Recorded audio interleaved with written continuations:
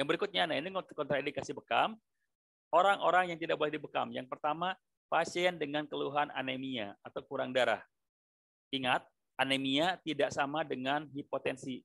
Anemia bukan darah rendah. Kalau darah rendah masih boleh dibekam dengan tujuan menaikkan tensinya. Tapi kalau anemia, dia trombositnya kurang, dia hemoglobinnya kurang, sel darah merahnya kurang, bahkan volume darahnya kurang, itu bisa mengakibatkan dia benar-benar kekurangan darah ketika dibekam. Ya, jadi orang yang anemia jangan dibekam. Yang kedua, wanita pada saat haid hari pertama atau sedang banyak keluar darahnya, itu pun jangan langsung dibekam karena kalau langsung dibekam itu bisa mengakibatkan dia juga ngedrop kehabisan darah.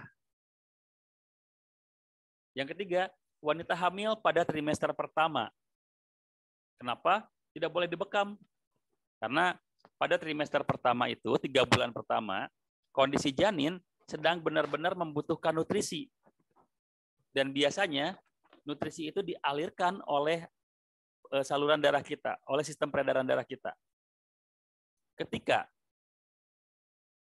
pada usia tersebut dibekam, maka sirkulasi darah ke rahim itu akan terganggu. Energi yang digunakan untuk mensuplai darah atau mensuplai nutrisi kepada rahim pun akan terhambat.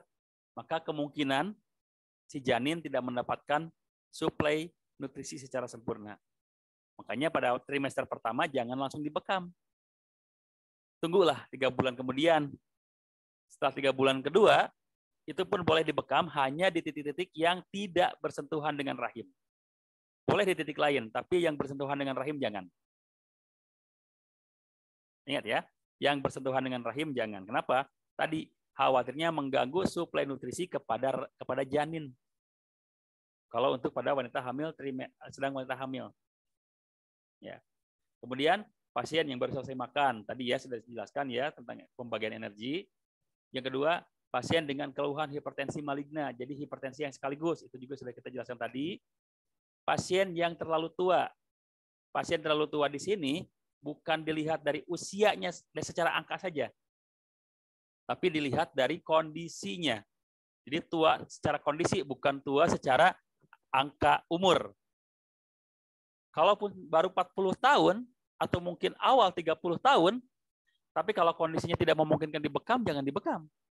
Tapi walaupun usianya 70 tahun, 80 tahun, 90 tahun, 100 tahun bahkan, tapi ketika masih mungkin dibekam itu silahkan. Jadi di sini terlalu tua di sini bukan dilihat dari angkanya, bukan dilihat dari angka umurnya, tapi dilihat dari kondisinya, tua secara kondisi. Kemudian pasien dengan keluhan diabetes mellitus yang sudah tahap gangren, tadi sudah dijelaskan ya bahwa khawatirnya luka bekas bekam kita tidak sembuh karena dia sudah gangren. Pasien yang sedang dalam tahap cuci darah ini pun jangan dibekam. Pasien yang sedang mengkonsumsi obat pengencer darah, ini pun sudah kita jelaskan tadi. Pasien diare, karena dia pasti dehidrasi. Kalau dia dehidrasi, kita bekam, malah kekurangan cairan yang semakin banyak lagi dia. Ya. Ini kontraindikasi dalam bekam yang harus kita perhatikan, karena dalam bekam, ya sunnah.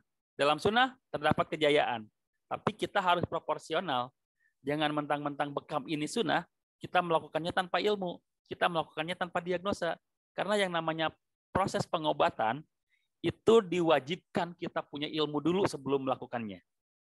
Karena ketika kita tidak punya keilmuan, maka kita bertanggung jawab atas kondisi yang tidak kita harapkan. Ya. Ini kontraindikasi dalam bekam. Yang berikutnya,